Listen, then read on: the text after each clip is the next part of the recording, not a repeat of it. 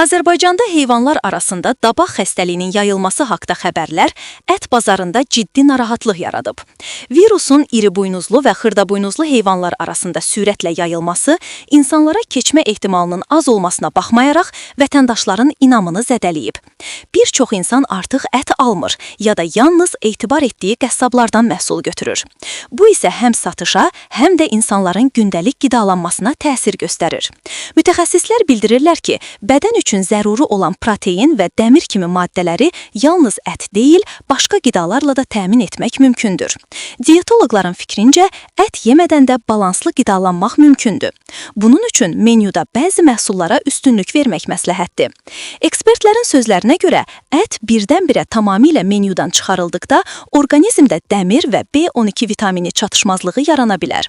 Ona görə də bu məhsulların yerinə tədricən alternativlər daxil edilməli, xüsusən uşaqlar və yaşlılar mütləq həkim və ya diyetoloq nəzarətində qidalanmalıdırlar.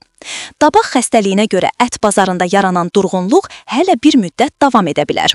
Ancaq bu, insanların sağlam və balanslı qidalanma imkanlarını məhdudlaşdırmır. Əsas məsələ təhlükəsiz qida seçimi və düzgün alternativlərin istifadəsidir. Yeni sabah əti əvəzləyəcək ən yaxşı məhsulları təqdim edir. Yumurta tam zülal tərkibinə görə ətə ən yaxın məhsuldur.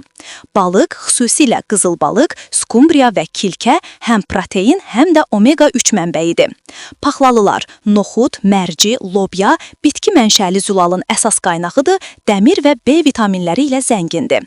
Süd məhsulları, pendir, kəsmik, yoğurt orqanizmin kalsium və zülal ehtiyacını ödəyir. Qoz fındıq və digər çərəzlər zülal, sağlam yağ və lif baxımından dəyərlidir.